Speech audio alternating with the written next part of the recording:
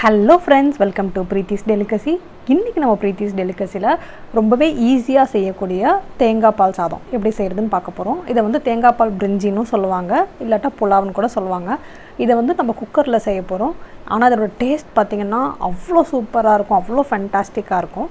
இதுக்கு வந்து அந்த உருளைக்கிழங்கு கிரேவி அப்படி இல்லாட்டா வந்து மஷ்ரூம் கிரேவி இதெல்லாம் வந்து ஒரு ஃபேண்டாஸ்டிக் காம்பினேஷனா இருக்கும். நான் இந்த வீடியோஸ் ஆல்ரெடி நான் முன்னாடி போஸ்ட் பண்ணியிருக்கேன். தெரியாதவங்களுக்கு நான் லிங்க் டிஸ்கிரிப்ஷன் பாக்ஸில் கொடுக்குறேன், போய் செக் பண்ணி பாருங்கள். வாங்க இப்போ நம்ம வீடியோக்குள்ளே போகலாம்.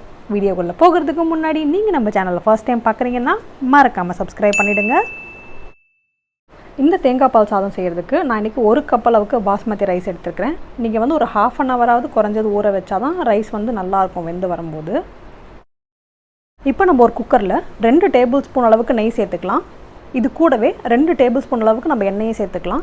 நம்ம எந்த அளவுக்கு எண்ணெய் சேர்க்குறோமோ அதே ஈக்குவல் குவான்டிட்டிக்கு நீங்கள் நெய்யும் சேர்த்துக்கோங்க. இல்லாட்டா நீங்கள் முழுக்க நெய்யிலே செஞ்சால் கூட அதோட டேஸ்ட் இன்னும் ரொம்ப சூப்பராக இருக்கும். இப்போ இதில் நம்ம ஒரு துண்டு பட்டை, ஒரு அன்னாசி பூ, 2 கிராம்பு, அப்புறமா ஒரு பிரிஞ்சி எல்லாம் சேர்த்துக்கலாம். இதுக்கு நீங்கள் நிறைய மசாலாஸ் ஆட் பண்ணணுன்ற அவசியம் இல்லை, இது கம்மியாக ஆட் பண்ணாலே போதும். இப்போ இதை நல்லா பொரிஞ்சதுக்கப்புறமா நம்ம வெங்காயத்தை சேர்த்துக்கலாம். நான் இன்றைக்கி ஒரு பெரிய வெங்காயத்தை பொடிசாக கட் பண்ணி இதுக்குள்ளார சேர்த்துருக்குறேன். வெங்காயம் சீக்கிரம் வதங்கிறதுக்காக ஒரு ½ டீஸ்பூன் அளவுக்கு உப்பு சேர்த்து நல்லா வதக்கி விட்டுக்கோங்க. வெங்காயம் வந்து ரொம்ப ப்ரௌன் கலர் ஆகணுன்ற அவசியம் இல்லை. வெங்காயம் வந்து லைட்டாக செவந்து வந்தால் போதும், அந்த பிங்கிஷ் ஷேட் வந்தால் போதும். அது வரைக்கும் நம்ம இதை வதக்கி எடுத்துக்கலாம். பாருங்கள், வெங்காயம் கொஞ்சம் நல்லா செவந்துருச்சு. இந்த ஸ்டேஜில் 1 டீஸ்பூன் அளவுக்கு நம்ம இஞ்சி பூண்டு விழுது சேர்த்துக்கலாம்.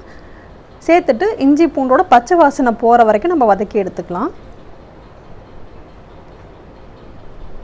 இந்த ஸ்டேஜில் நான் வந்து காரத்துக்காக 2 பச்சை மிளகா சேர்த்துக்கிறேன். நீங்கள் கொஞ்சம் காரம் நல்லா சாப்பிடுவீங்க அப்படின்னா நீங்கள் வந்து ஒரு 3லேருந்து 4 பச்சை மிளகா கூட இதுக்குள்ளே சேர்த்துக்கலாம். இப்போ இது கூடவே நம்ம 1 கப் அளவுக்கு புதினாவும் கொத்தமல்லியும் சேர்த்துக்கலாம்.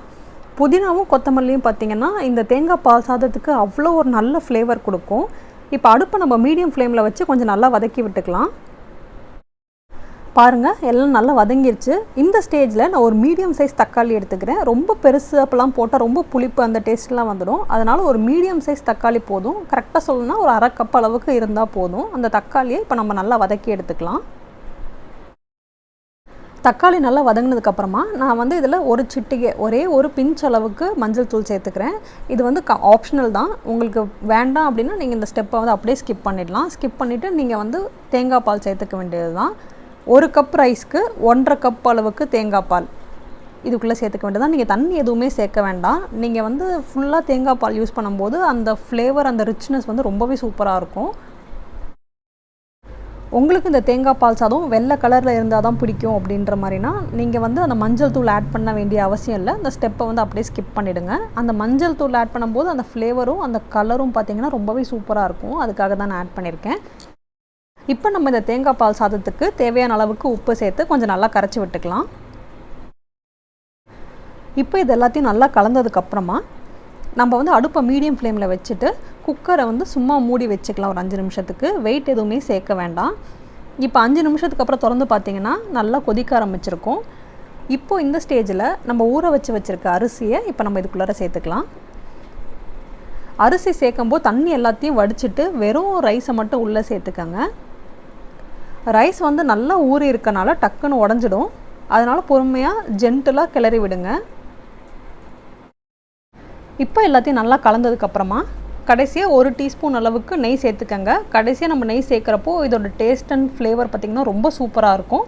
வேணும்னா இது கூட கொஞ்சம் நீங்கள் புதினாவும் கொத்தமல்லியும் சேர்த்துட்டு நீங்கள் வந்து குக்கரை க்ளோஸ் பண்ணிடலாம். குக்கர் க்ளோஸ் பண்ணதுக்கப்புறம் அடுப்பை மீடியம் ஃப்ளேமில் வச்சுக்கோங்க. 10 மினிட்ஸ் வச்சுருந்தா போதும். ஒருவேளை உங்களுக்கு விசில் வந்துச்சு அப்படின்னா ஒரு விசிலுக்கு அப்புறமா நீங்கள் ஒரு 5 மினிட்ஸ் வச்சுட்டு நீங்கள் ஆஃப் பண்ணிவிடுங்க. அவ்வளோதான். ப்ரெஷர் ஃபுல்லாக போனதுக்கப்புறம் நீங்கள் வந்து ஓப்பன் பண்ணி பார்த்தீங்கன்னா நம்மளோட தேங்காய் பால் சாதம் ரொம்பவே சூப்பராக ரெடி ஆகியிருக்கும். இது கூடவே கடைசியாக நம்ம வந்து முந்திரி பருப்பு நெய்யில் தாளிச்சிட்டு இதுக்குள்ளே சேர்த்துக்கலாம். முந்திரி பருப்பு நெய்யில் தாளித்து இதுக்குள்ளே சேர்க்கும்போது இதோட ஃப்ளேவர் அண்ட் டேஸ்ட் வந்து ரொம்ப நல்லாயிருக்கும். கடைசியாக நம்ம கொத்தமல்லி தூவிட்டு இறக்கிடலாம். அவ்வளோதான், நம்மளோட தேங்காய் பால் சாதம் ரொம்பவே சூப்பராக ரெடி ஆகிருச்சு. நீங்கள் சாதத்தை வந்து சென்டர்லேருந்து கிளறாதீங்க, அரிசி வந்து உடஞ்சி போயிடும். நீங்கள் இப்படி சைட்லேருந்து எடுத்து விடுங்க, ரைஸ் வந்து சூப்பராக உதிரியாக வந்துடும் உங்களுக்கு. இந்த அரிசி வேகிறதுக்கான கரெக்டான கன்சிஸ்டன்சின்னு பார்த்தீங்கன்னா 1 கப் ரைஸ்க்கு 1.5 கப் தேங்காய் பால். நீங்கள் அதுக்கு ஜாஸ்தியாக சேர்த்திங்கன்னா சாதம் வந்து உங்களுக்கு குழஞ்சிடும். அட்லீஸ்ட் நீங்கள் ஒரு அரை மணி நேரமாவது ரைஸை ஊற வச்சுருக்கணும். அப்போ தான் உங்களுக்கு இந்த மாதிரி உதிரி உதிரியாக வரும். அதே மாதிரி நீங்கள் ஒரு விசில் வந்த உடனே நீங்கள் வந்து அடுப்பை சிம்மில் வச்சுருங்க. ஒரு 5 மினிட்ஸ் வச்சுட்டு நீங்கள் ஆஃப் பண்ணிவிடுங்க. அவ்வளோதாங்க, நம்மளோட தேங்காய் பால் சாதம் ரொம்பவே சூப்பராக ரெடி ஆகிடுச்சு. கண்டிப்பாக உங்கள் எல்லாருக்கும் பிடிச்சிருக்கும் நான் நம்புகிறேன். தேங்க்யூ ஃபார் வாட்சிங் த வீடியோ. என்னோடய ரெசிபிஸ் உங்களுக்கு பிடிச்சிருந்ததுன்னா மறக்காமல் சப்ஸ்கிரைப் பண்ணிவிடுங்க.